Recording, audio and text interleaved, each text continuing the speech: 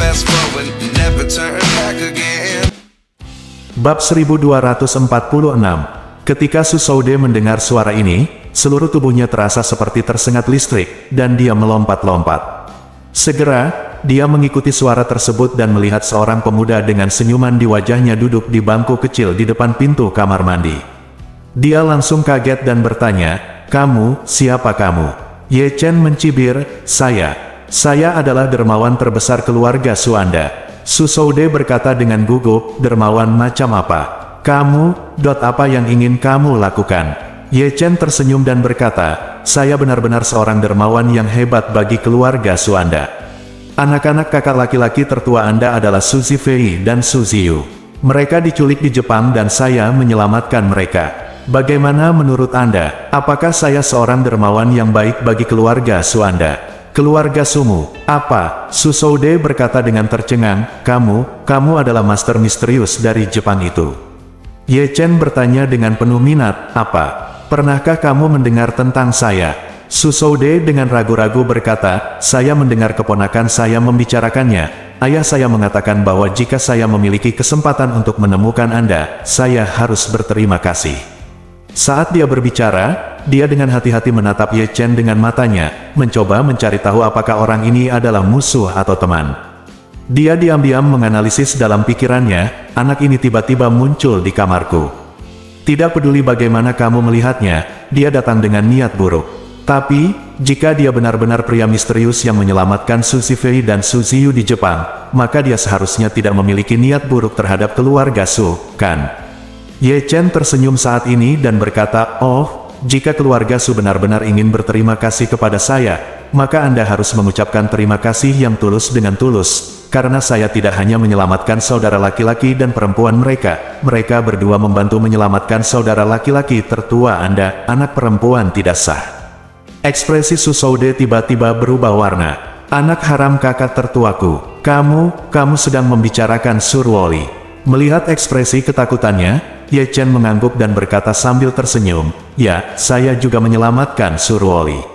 Susoude sekarang tidak tahu apakah Ye Chen adalah musuh atau teman, tapi sekarang dia sudah memiliki jawabannya di dalam hatinya. Pria di depanku pasti datang dengan niat buruk. Sebab, karena menghilangnya Surwoli secara tiba-tiba, kesepakatan lelaki tua itu dengan pasukan bela diri Jepang tidak selesai, dan kemudian terungkap sepenuhnya. Susoude yang gugup segera berkata, "Saudaraku, masalah Surwoli adalah gagasan ayahku sendiri, dan aku tidak terlibat."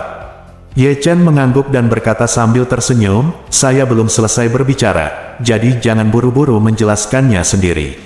Susoude buru-buru berkata dengan hormat, "Tolong beritahu saya." Ye Chen bersenandung, menyilangkan kaki, dan berkata dengan santai, "Kakak ipar tertua dan keponakan tertuamu diculik oleh buronan penjahat dan hampir mati dalam kecelakaan mobil.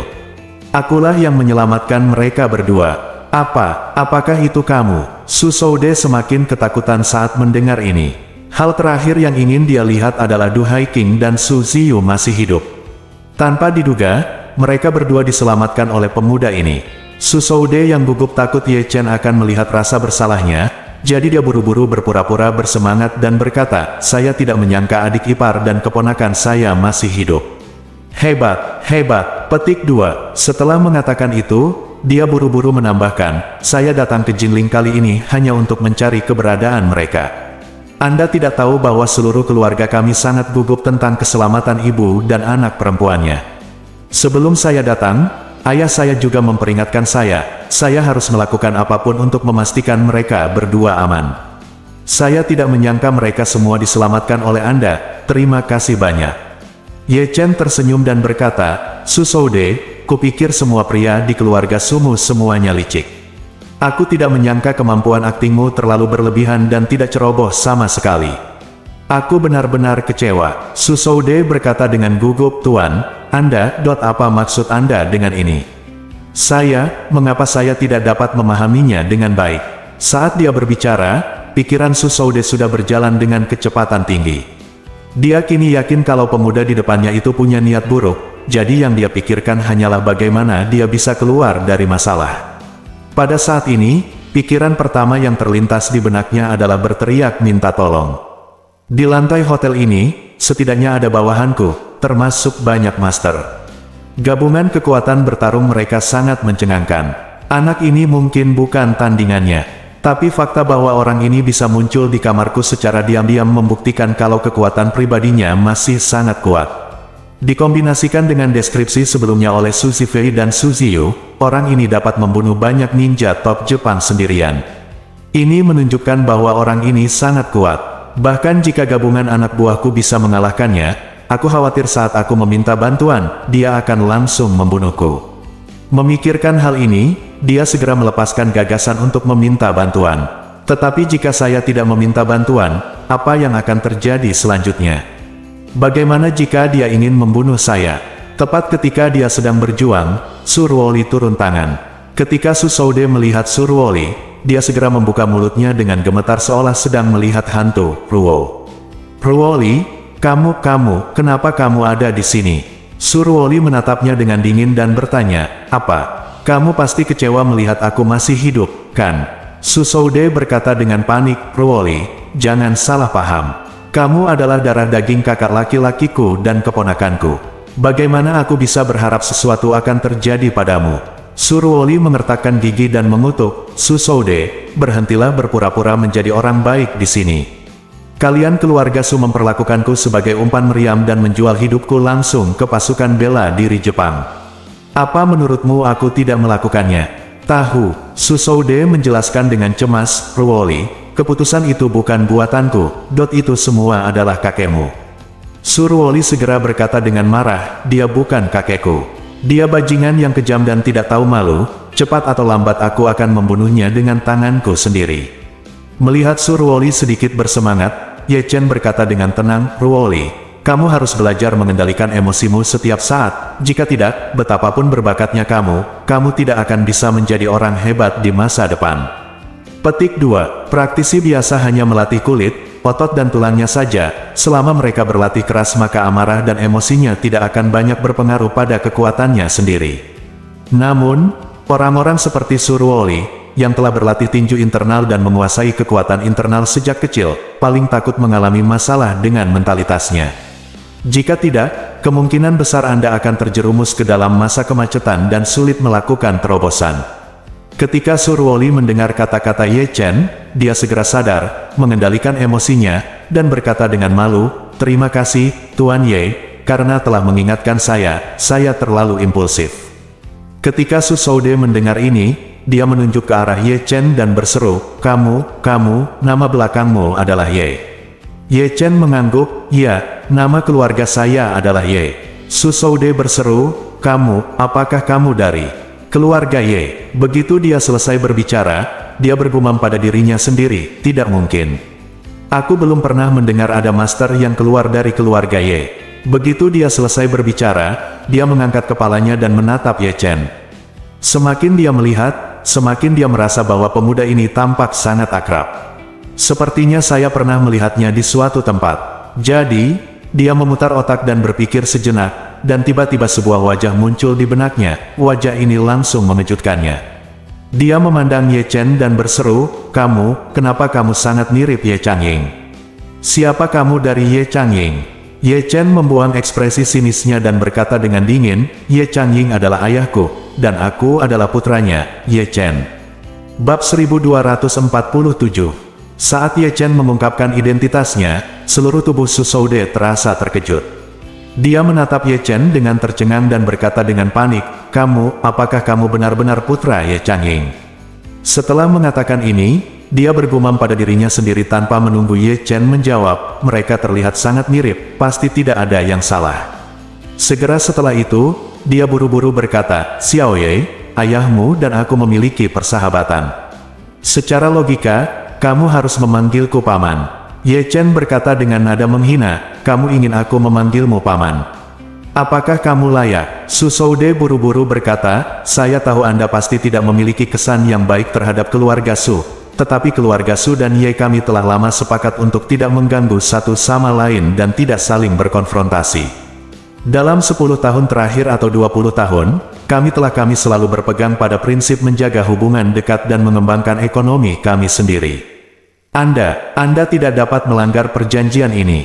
Ye Chen mendengus dingin, perjanjian antara kamu dan keluarga Ye adalah antara kamu dan tidak ada hubungannya denganku.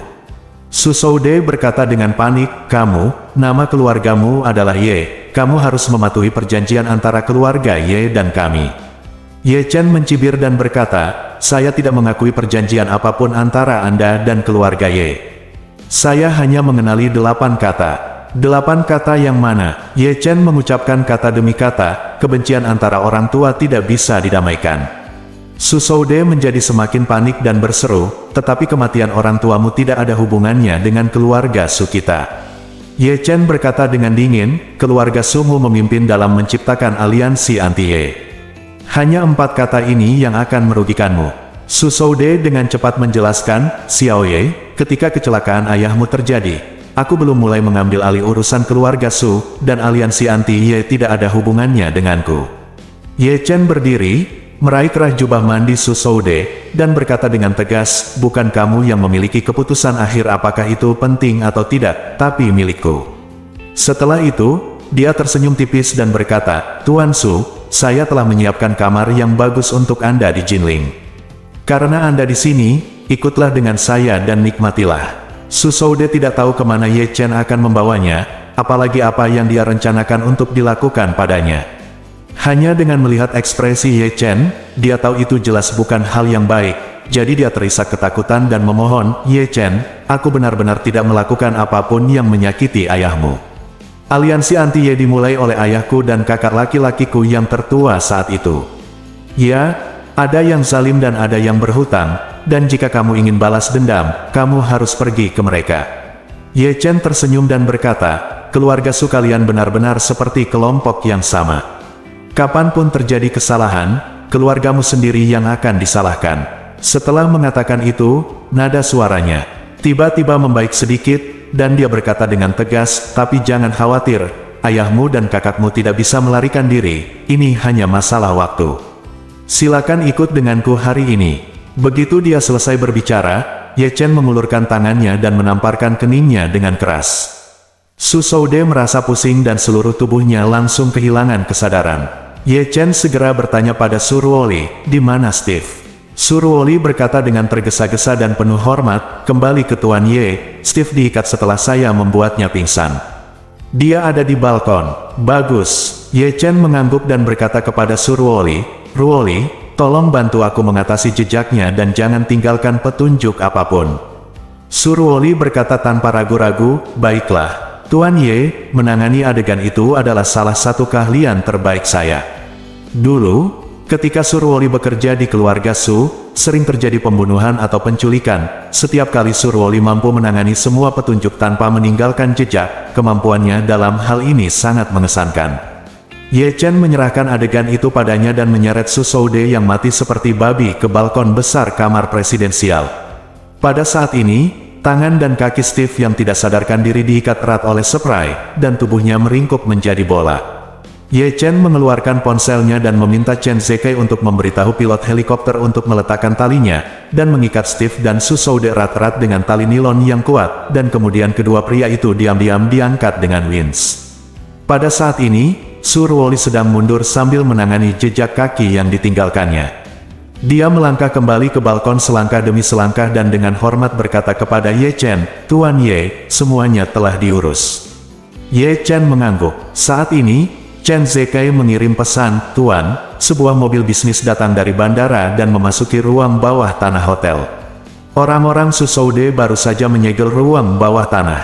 Diperkirakan orang-orang di dalam mobil ini seharusnya adalah temukan dia. Kamu dan Nona Su perlu bergerak sedikit lebih cepat. Ye Chen tersenyum tipis, seharusnya itu teman Su Shoude. Sambil berkata begitu, dia mengambil tali lain dan berkata kepada Su Ruoli, waktu hampir habis. Pegang pinggangku, dan kita bisa naik bersama. Hanya ada 2 tali di kiri dan kanan helikopter, tali yang digantung pada Steve dan Su Shoude akan memakan waktu setidaknya 7 atau 8 menit jika mereka harus menunggu winch mengangkatnya, melepaskan talinya, lalu menurunkannya, tali. Karena kekasih Su Shoude sudah tiba di basement hotel, dia mungkin akan segera datang, jadi agar tidak meninggalkan petunjuk apapun, lebih baik pergi secepatnya. Jadi, Jika dua orang menggunakan tali yang sama, mereka bisa menghemat banyak waktu. Surwoli segera mengangguk, tetapi ketika dia berpikir untuk memeluk Ye Chen, pipinya sudah sedikit hangat. Saat ini, Ye Chen sudah meraih tali dan berkata kepada Surwoli, "Pegang pinggangku, jangan takut, aku akan memelukmu erat-erat." Surwoli berbisik, "Baik, Tuan Ye." Setelah mengatakan itu, dia mengumpulkan keberanian, melangkah maju dan memeluk pinggang Ye Chen. Merasakan otot dada Ye Chen yang keras, suhu di wajah Surwoli menjadi semakin panas. Ini adalah pertama kalinya dia begitu dekat dengan seorang pria dan begitu penuh kasih sayang. Ye Chen tidak banyak berpikir, dia memeluknya erat, melilitkan tali di pinggang mereka beberapa kali, lalu dengan erat memegang salah satu ujung tali di tangan yang memegang Surwoli. Setelah memastikan talinya terikat dengan kuat, dia mengambil ponselnya dengan tangan yang lain dan mengirim pesan suara ke Chen Zekai, "Biarkan saja helikopternya terangkat, dan cepat keluar dari sini." "Baik, Tuan." Chen Zekai tidak berani menunda dan langsung meminta pilot untuk menambah ketinggian. Ye Chen memeluk Surwoli dan dengan cepat diangkat oleh helikopter. Demi menjamin keamanan, Ye Chen terus memegang erat Surwoli, dan Surwoli juga memeluk erat pinggang Ye Chen. Segera setelah itu, ketinggian kedua orang di atas tanah menjadi semakin tinggi, dan helikopter naik ke ketinggian beberapa ratus meter, dan kemudian terbang menuju peternakan anjing. Setelah pesawat terbang, pertunjukan kembang api di sungai akhirnya terhenti. Kedua sisi sungai Yangtze dengan cepat kembali tenang dari hiruk-pikuknya. Pada saat yang sama, seorang wanita yang mengenakan topeng, kacamata hitam, dan topi tinggi menaiki mobil pengasuh Alpha dan tiba di tempat parkir bawah tanah kedua di Jinling International Hotel. Orang-orang Susoude sudah lama menunggu di sini. Mobil pengasuh diparkir tepat di pintu masuk lift, dan area di sekitar lift telah sepenuhnya dibersihkan oleh anak buah Susoude. Tidak mungkin ada paparazzi yang mengintai. Bahkan video pengawasan di tempat parkir hotel pun harus dimatikan. Pintu mobil terbuka, dan wanita yang wajahnya tertutup seluruhnya melangkah keluar. Asisten Susoude melangkah maju dan berbisik, "Nona Zeng, silakan ikut dengan saya." "Bos sudah menunggu lama." Wanita itu buru-buru berkata, "Oh, cepat bawa aku. Jangan biarkan dia menunggu dan menjadi tidak sabar." Bab 1248. Wanita ini adalah aktris muda yang sedang populer, Zheng Xiaoqi. Semua orang di industri hiburan tahu bahwa ada pendukung keuangan yang sangat kuat di belakang Zheng Xiaoqi, tetapi kebanyakan orang tidak tahu siapa pendukung keuangan tersebut. Sejak bergabung dengan Susoude, sumber daya Zheng Xiaoqi di industri hiburan sangat bagus sehingga semua aktor akan iri setengah mati. Aktris lain yang memiliki sumber daya yang baik biasanya memiliki kesempatan untuk membintangi beberapa film dan serial TV berskala besar setiap 2 hari sekali. Aktris-aktris dengan sumber daya yang baik dapat membuat film drama tahunan yang disutradarai oleh sutradara terkenal setiap tahunnya. Aktris seperti Zheng Xiaoqi, yang memiliki sumber daya yang sangat baik, biasanya tidak perlu melakukan apapun, pendukung keuangan di belakangnya akan mengeluarkan uang untuk menyewa sutradara terbaik, protagonis pria paling populer, dan aktor pendukung paling populer untuk bertindak di sekelilingnya. Sebuah adegan yang sepenuhnya dibuat khusus untuknya sendiri. Orang lain bisa membakar dupa dan menyembah Buddha ketika mereka memainkan peran utama dalam sebuah drama besar dengan investasi ratusan juta, alhamdulillah. Sedangkan baginya, Susoude langsung mengambil beberapa ratus juta dan mengundang sekelompok nama besar di industri hiburan untuk datang dan melayaninya. Menggunakan cara ini untuk memasuki industri hiburan bisa dibilang mengejutkan. Justru karena Susoude begitu kuat di industri hiburan sehingga Zheng Xiaoqi sepenuhnya patuh padanya. Tidak peduli di mana dia berada atau apa yang dia lakukan, selama Susoude menelepon, dia akan terbang ke Susoude untuk menemaninya tidak peduli seberapa jauh dia, dan melayani pemberi dana super ini dengan penuh perhatian. Asisten Susoude langsung mengundang Zheng Xiaoqi ke dalam lift, dan kemudian menggunakan kunci administrator lift untuk menyesuaikan lift ke kontrol manual dan membiarkan lift langsung menuju ke lantai paling atas. Selama keadaan manual di dalam elevator disesuaikan, tidak ada gunanya siapapun di luar menekan tombol elevator di lantai manapun, dan elevator tidak akan berhenti. Dalam beberapa puluh detik, lift mencapai lantai atas hotel. Begitu pintu lift terbuka, asistennya tidak sabar untuk melangkah maju dan berkata dengan hormat, "Mes Zheng, silakan ikut dengan saya." Zheng Xiaoqi buru-buru mengikutinya, berjalan cepat sambil mengangkat pergelangan tangannya dan melihat edisi terbatas Richard Mille senilai puluhan juta di pergelangan tangannya. Saat ini, masih ada sekitar 40 detik tersisa sebelum batas waktu 10 menit yang dikatakan Su Shoude. Zheng Xiaoqi menghela nafas lega, 40 detik sudah cukup baginya untuk pergi ke kamar Su Shoude. Meskipun Su Shoude mungkin tidak akan marah jika dia terlambat beberapa menit, Zheng Xiaoqi tetap tidak berani membiarkan dia merasa tidak puas padanya. Dia tahu bahwa melayani Su Shoude dengan baik adalah hal terpenting baginya saat ini. Sesampainya di depan pintu kamar Presidential Suite, asisten menekan bel pintu dan berbisik, "Bos, Nona Zheng ada di sini." Tidak ada respon dari ruangan itu. Asisten menekan bel pintu lagi, tapi tetap tidak ada gerakan di dalam ruangan. Dia berbalik dan berkata kepada Zheng Xiaoqi, "Bos mungkin sedang mandi. Tunggu sebentar dan saya akan menekan tombolnya lagi." Zheng Xiaoqi buru-buru berkata, "Sebaiknya aku menelepon dia." Setelah mengatakan itu, dia segera mengeluarkan ponselnya dan menghubungi Su Shoude. Segera, dering ponsel terdengar samar-samar di dalam ruangan, tetapi Su Shoude tidak hanya tidak menjawab telepon, tetapi juga tidak ada suara lain di ruangan itu. Ekspresi asisten itu tiba-tiba membeku, dan dia berkata dengan gugup, "Oh tidak. Mungkin ada kecelakaan, sesuatu telah terjadi." Apa yang terjadi? Ketika Zheng Xiaoqi mendengar ini, dia terkejut. Asisten itu buru-buru berkata, "Saya tidak tahu persis apa yang terjadi, mohon tunggu sebentar." Setelah mengatakan itu, dia segera mengeluarkan ponselnya, menelepon, dan berbisik, "Tuan He, cepat datang, mungkin terjadi sesuatu pada bos." Kurang dari sama dengan, P sama dengan, style sama dengan, padding, 0 px, margin, 0 px, box sizing, border box, lebih besar dari. Seorang lelaki tua berambut putih yang mengenakan setelan tang memimpin dan berlari secepat terbang. Di belakang mereka, lebih dari selusin pria dengan aura luar biasa mengikuti, masing-masing dengan ekspresi serius dan sedikit kepanikan yang sulit disembunyikan. Semua orang segera berlari ke pintu kamar presidensial, dan lelaki tua berambut putih di kepala itu buru-buru bertanya, "Apa yang terjadi?" Asisten itu berkata dengan panik, "Bos tidak menjawab ketika saya membunyikan bel pintu, dan tidak ada yang menjawab telepon, tetapi telepon terus berdering di dalam." Salah satu dari mereka bertanya, "Terakhir kali Anda bertemu atasan Anda, apa yang dia lakukan?" Asisten itu buru-buru berkata, "Bos bilang dia akan mandi." Laki-laki itu bertanya lagi, "Mungkinkah bosnya tertidur saat mandi?" Asisten itu menggelengkan kepalanya, "Saya tidak tahu pasti, tetapi berdasarkan pemahaman saya tentang bos, seharusnya tidak demikian." Ada beberapa kata yang tidak dapat dijelaskan dengan jelas oleh asisten.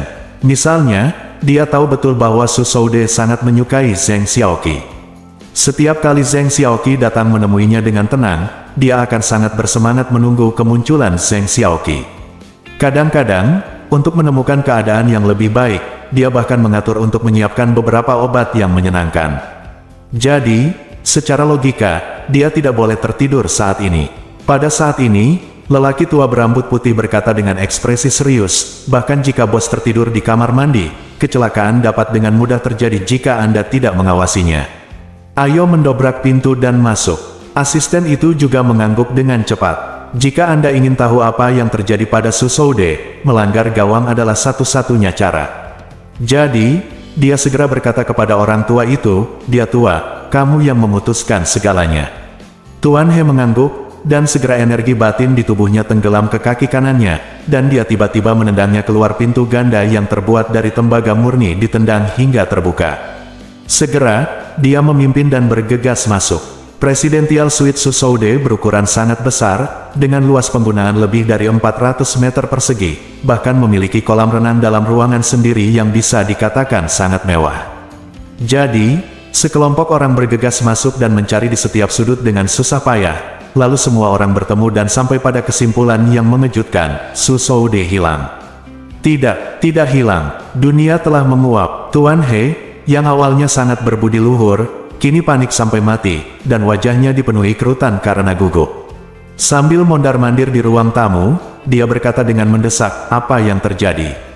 "Kami telah memperhatikan pintu masuk lift dan tangga, dan kami yakin bos tidak pernah pergi sama sekali, dan kami tidak mendengar sesuatu yang aneh, jadi mengapa bosnya menghilang begitu tiba-tiba?" Asisten itu berseru dan bertanya, "Tuan He, apakah Anda ingin mengirim seseorang ke bawah untuk memeriksanya? Apakah ada sesuatu seperti jatuh yang tidak disengaja?" Begitu Tuan He mendengar ini, dia segera bergegas ke balkon, bersandar di pagar yang sangat mewah dan melihat ke bawah. Sambil melihat, dia berkata, "Tidak ada yang abnormal di bawah sana, yang pasti bukan jatuh." Seseorang tidak bisa menahan diri untuk tidak bergumam, "Kamu tidak turun, dan kamu juga tidak ada di dalam kamar. Apakah kamu naik?"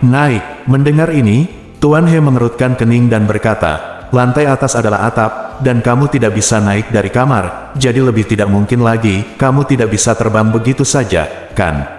Petik 2. Ini terlalu aneh.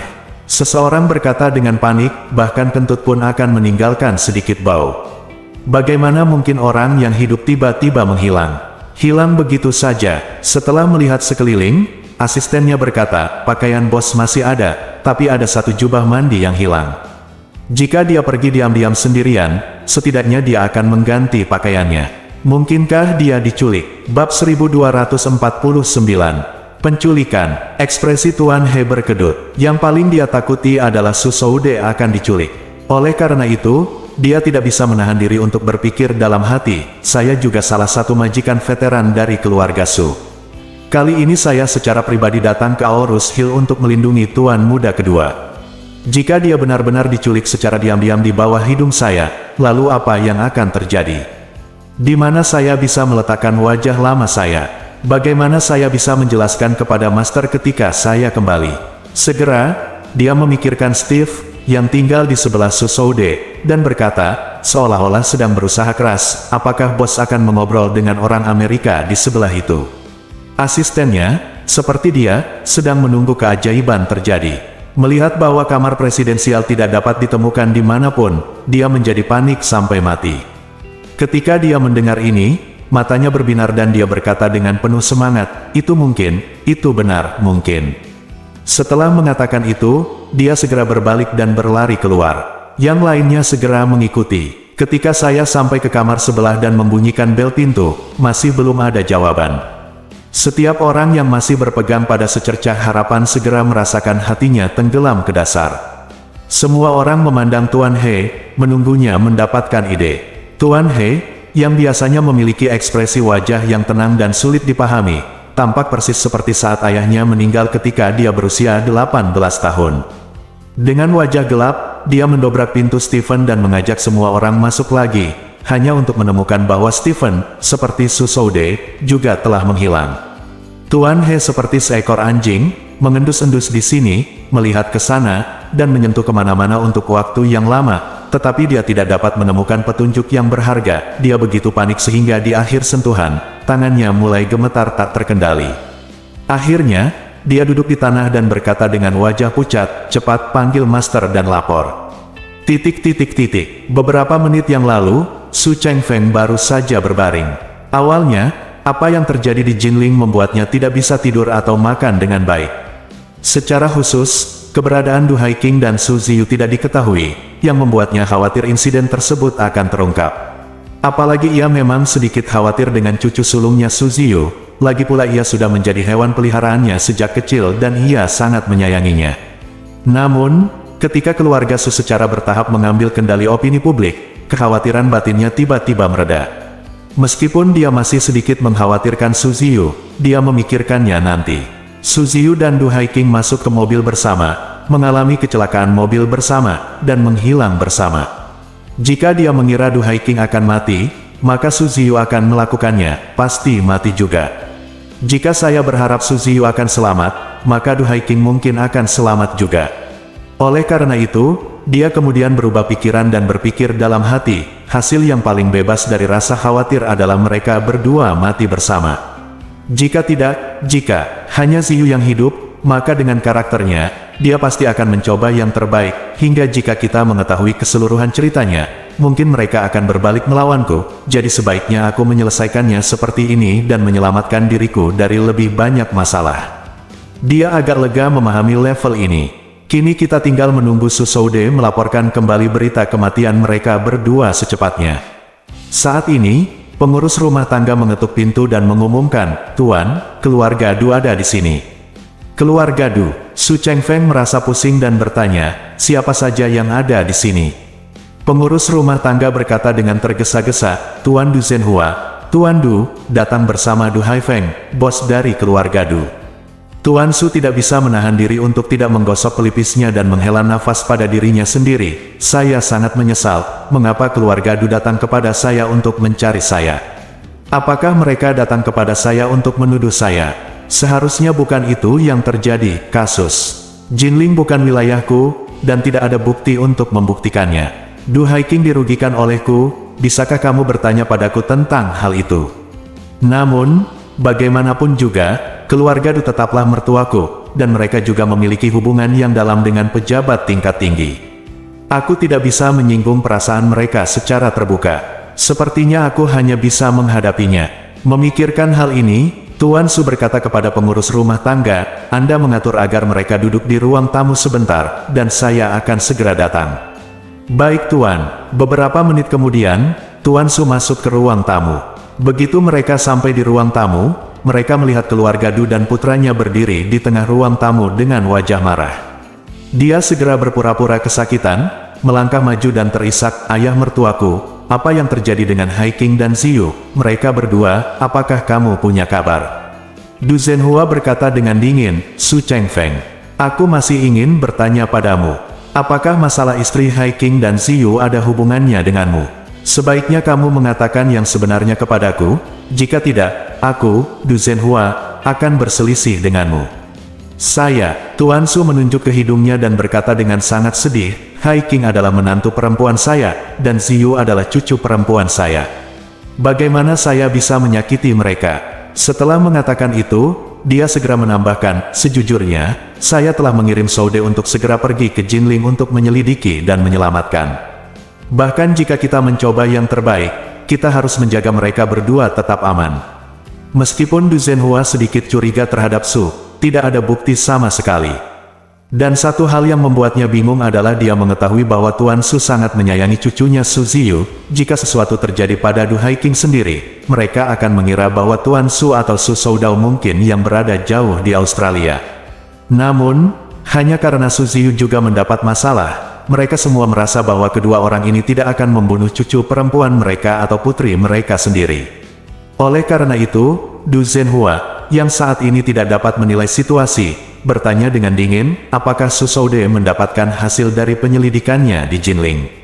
Ini, Tuan Su berkata dengan ekspresi agak menyesal, saya belum menerima tanggapan yang jelas.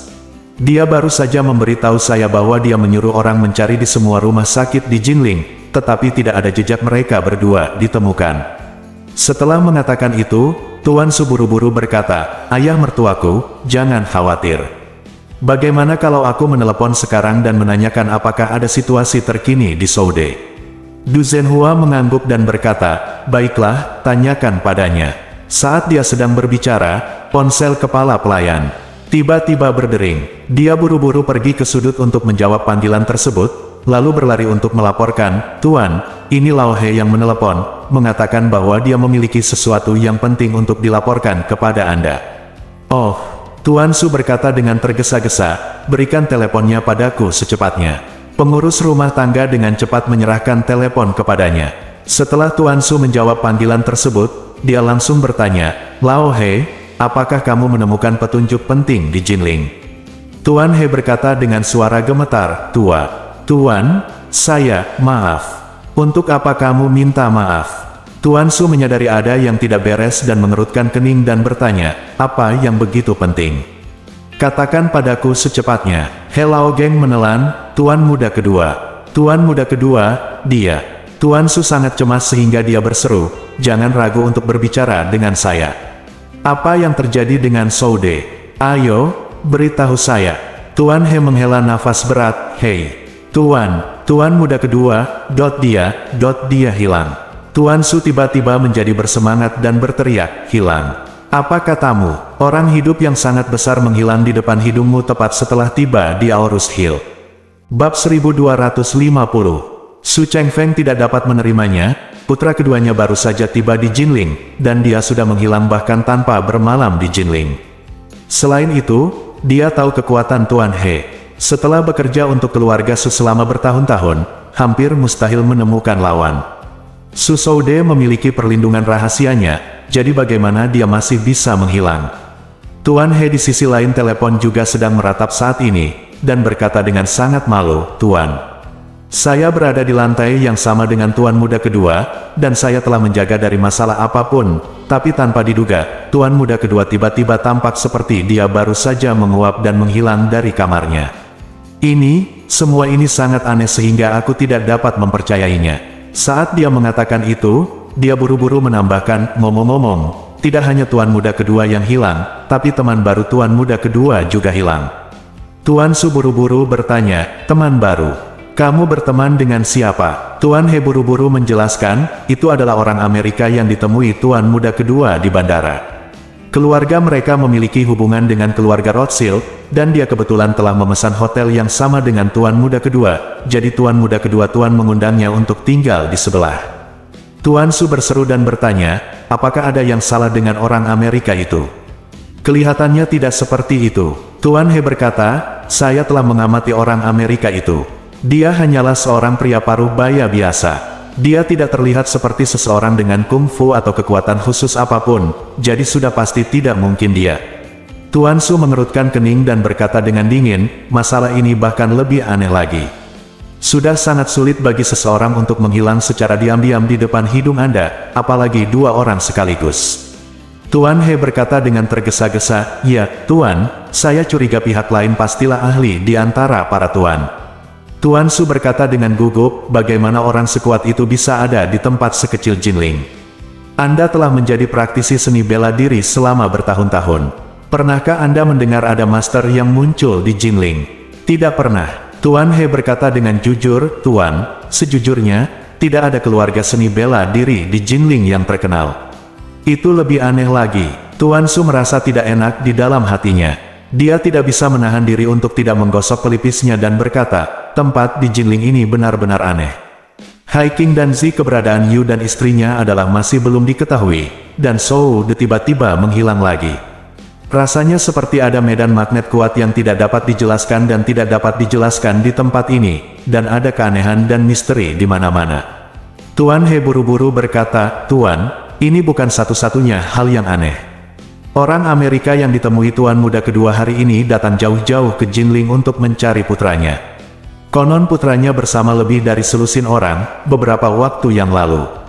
Orang-orang itu menghilang bersama-sama, dan tidak ada berita atau petunjuk yang dapat ditemukan." Tuan Su merasakan hawa dingin di punggungnya. Dia benar-benar tidak mengerti pria kuat macam apa yang tersembunyi di belakangnya.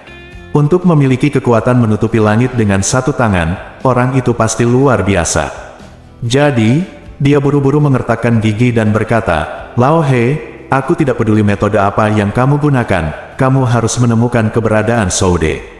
Jika kamu tidak dapat menemukannya, maka kamu tidak perlu kembali." Saat dia berbicara, dia melihat ke samping Du Zhenhua dan berkata dengan tergesa-gesa, "Ada juga Hai King dan Ziyu. Mereka bertiga adalah anggota keluarga Su kita harus membawa mereka kembali dengan selamat." Tuan He berkata, "Jangan khawatir. Tuan, saya akan melakukan yang terbaik." Tuan Su berkata, "Oke, mari kita selidiki petunjuk di Jinling dulu, dan saya akan segera mengirim seseorang untuk mendukung Anda." Setelah menutup telepon, Tuan Su berkata kepada Du Zhenhua dengan ekspresi bersalah di wajahnya, "Ayah mertuaku, kamu baru saja mendengarnya. Bukan hanya Hai King dan Ziyu yang hilang, tetapi Soude juga hilang. Kamu tidak dapat lagi meragukan bahwa itu aku. Apakah ada sesuatu yang terjadi di balik layar? Hai King adalah menantu perempuanku, Ziyu adalah cucu perempuanku, dan Soude adalah putraku. Ini jelas seseorang dengan sengaja mengincar keluarga Su kami." Du Zhenhua awalnya datang dengan motif mengumpulkan pasukan untuk menyelidiki. Tetapi apa yang terjadi barusan membuatnya tanpa sadar melepaskan keraguannya tentang Su Chengfeng. Ketika keadaan sudah berkembang sampai saat ini, menurutnya, sangat mustahil bagi Su Chengfeng untuk berada di belakang layar. Seseorang bahkan tidak melepaskan Su Soude. Ini jelas akan merugikan keluarga Su. Memikirkan hal ini, dia buru-buru bertanya, "Lao Su, katakan sejujurnya, apakah kamu telah menyinggung seseorang akhir-akhir ini? Pikirkan baik-baik, siapa yang lebih dicurigai?" Tuan Su merentangkan tangannya dan berkata, Anda tahu karakter saya.